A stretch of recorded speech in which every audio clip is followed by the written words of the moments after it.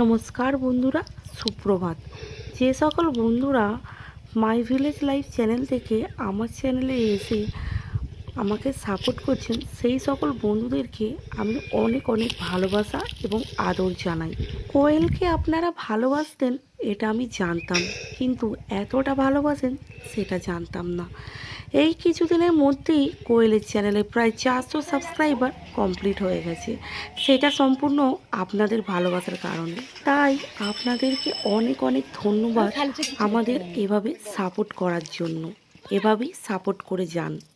মাঠের মাঝখানে যে পুকুরটা আমাদের রয়েছে, দীর্ঘদিন খালি থাকার কারণে বাবা বলল এর মধ্যে মাছ ছেড়ে দেওয়া হোক। তাই এখানে সিলভার কাপ 10 কিলো ছাড়া হচ্ছে। ছোট্ট পুকুর, 10 কিলো মাছ এই পুকুরটার পক্ষে যথেষ্ট। নেই বাবু, কিচ্ছু নেই এতে। ঠিক আছে কাকা, ভালোই জল যাচ্ছে। হ্যাঁ তো জল দিন না কাকা। ঠিক আছে চলো চলো।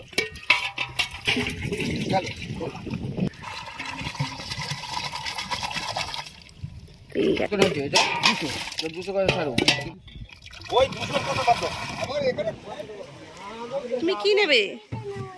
কিন্ডার জয় দাও তো দাদা, কিন্ডার জয় কত করে এগুলো? 5 টাকা দুটো দাও। দাও, এই এর হাতে দাও। ওই তো দিদির আর তোমার। খুলতে পারছো না? আমি খুলে দেবো? আচ্ছা, ওই দাও, আমি খুলে দিচ্ছি। দাও।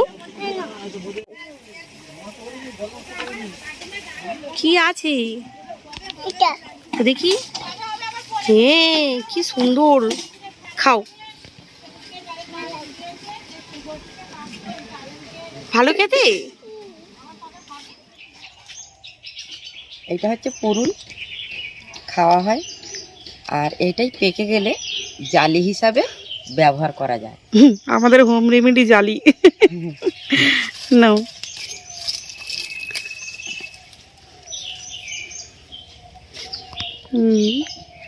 হেবি সুন্দর খেতে। চিংড়ি মাছ দিয়ে আলু বেগুন দিয়ে করলে না হেবি সুন্দর খেতে লাগে। আচ্ছা, হাতের সামনে দেখুন কত কুল হয়েছে। এগুলো কিন্তু টক খেতে।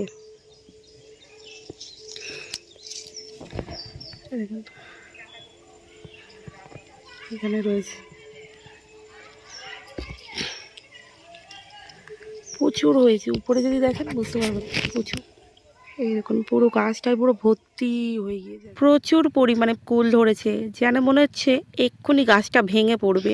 আজকে বুধবার, পাড়ার অনেক অলিগলিগুলোতে মাছ ব্যাপারীরা এসে হাজির হয়েছে। আমাদের পাড়াতে মাছ বিক্রি করতে এসেছিল। তার ঝুড়িতে ছিল তুলো সেটিং মাছ, তারপরে পমফ্লেট মাছ, অনেক ধরনের মাছ ছিল, কিন্তু কোয়েলের পছন্দ হলো এই তুলো সেটিং মাছ। তাই বেশি করে নিয়ে নিলাম 1 কিলো।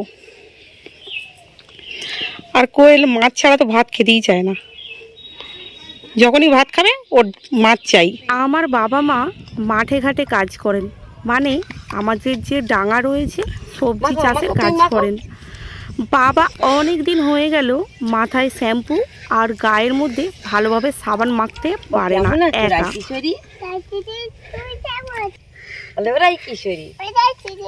তুমি সাবান মাখছো?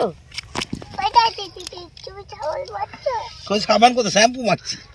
তাই করো।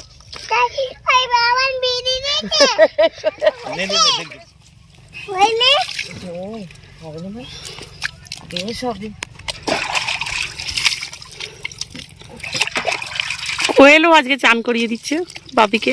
তাই মা এই ডাঙার পুকুরে ভালো করে সাবান মাখিয়ে দিচ্ছে এবং শ্যাম্পু করিয়ে দিচ্ছে। এনারা অত্যন্ত সাধারণ লোক, এদেরকে যে কেউ সহজেই ঠকাতে পারবে, কিন্তু ঠকিয়ে আজ পর্যন্ত কেউ সুখী হতে পারেনি। ঘড়ির কাঁটা প্রায় 1টা ছুঁই ছুঁই করছে, তাই মা মাঠ থেকে তড়িঘড়ি এসে কোয়েল নেওয়ার জন্য রান্না করতে শুরু করে দিল।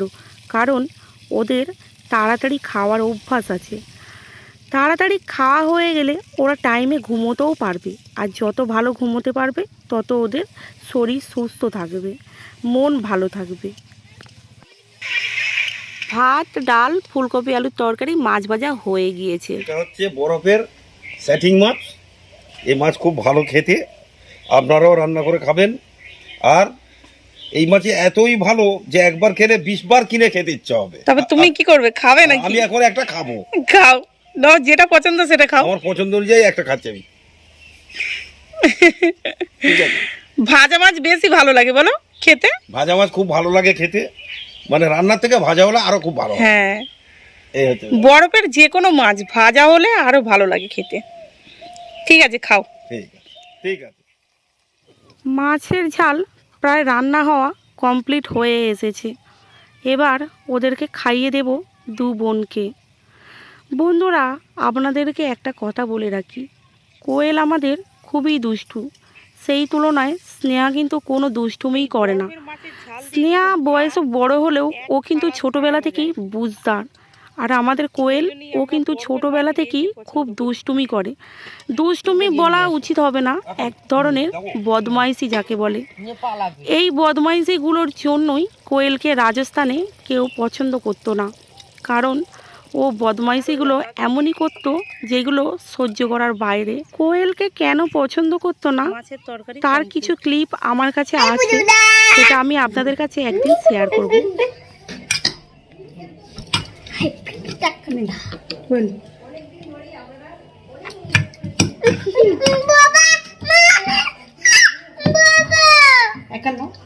মামা বলবে এখানে।